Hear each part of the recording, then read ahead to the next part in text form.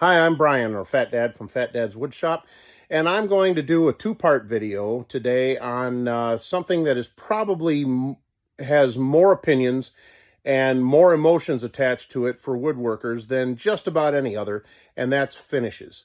I'm not going to get into all of the information that there is on finishes, because quite frankly, there is just way too much.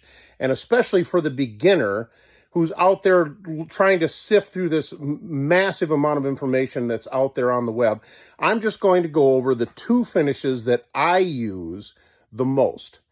And they're a good starting point, and my purpose for these finishes is because, one, you can mix them up yourself and actually get them for a fairly inexpensive price. And my other purpose for them is that they're easy to apply, and they work in most situations where it's appropriate for finishes. So the first one that I'm going to go over today is Danish Oil. Now, Danish Oil is a great general purpose finish. It's easy to apply, it's easy to get a hold of, and you can mix it up yourself.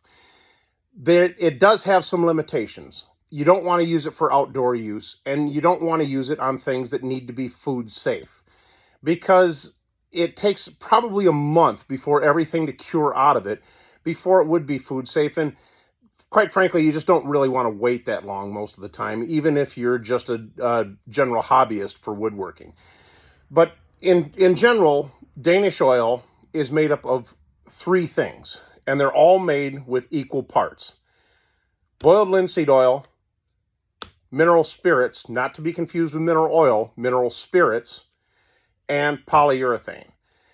You mix these together in three equal parts, and you get your Danish Oil.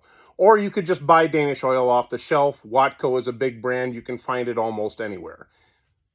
Mixing up Danish Oil is actually pretty simple. You don't actually need precise measurements. All you need is a container that holds the different elements, and it has to be the same size for all three pours.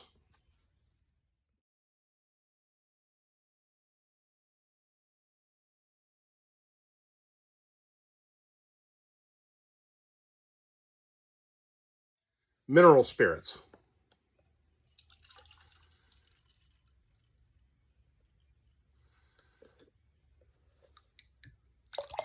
And polyurethane.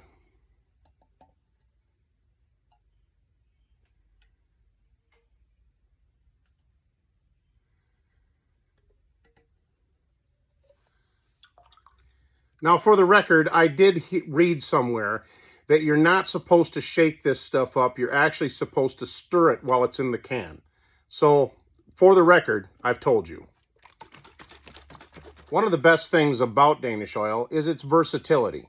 You can take a small amount of Danish Oil and put it into a different container and add dye to it, or you can put it over top of stain if you want a different color. You can also apply it really easily. You can apply it with a shop rag, you can apply it with a paper towel, you can apply it with a foam brush.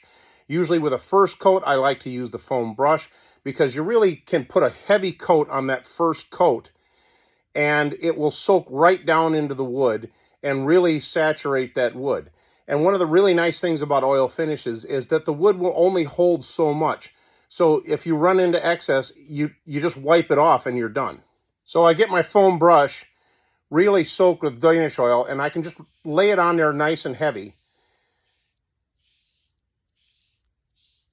And then I can put this somewhere overnight, and the wood will soak the vast majority of this oil right down in there. With a second coat, I usually use a shop rag or a paper towel, because you don't really need as much. And you just rub a little bit on there, because you don't want to leave a huge amount of oil on top of your surface. You can do this 2 or 3 times, and then you can decide whether you want a final coat option, which is a little bit different. Now, in between coats, you usually want to sand with about a 220 grit sandpaper, just to knock off any dust or any high spots that the glue might make. But for a final coat, if you really want to, you have the option of taking a 400 grit sandpaper, putting a little bit of Danish Oil in one spot, and just rubbing that Danish Oil into the wood. with your 400 grit. And you'll keep going from one spot to the next on your Danish oil until it creates a nice lustrous sheen. And it will also build up a kind of slurry with the sawdust and with the oil that will kind of fill in any little gaps, so you'll get a very, very smooth finish on your final project. And that's about it. You can mix up a small amount or a very large amount of Danish oil, depending on what your needs are. And you can just keep this stuff on hand for any general purpose use. It's great stuff. I use it for all kinds of furniture. I use it for pen making. I use it for all kinds of things. It's really my go-to finish when I don't really know what else I want to use. But again, there are limitations with Danish oil. The finish is usually not very shiny. It's no good for outdoor use or high wet area uses. And it doesn't dry all that fast. You have to leave it overnight in between coats. So it's really best for the hobbyist or the person that's just not in a huge hurry. And if you want a finish that's food safe, my next video will cover that.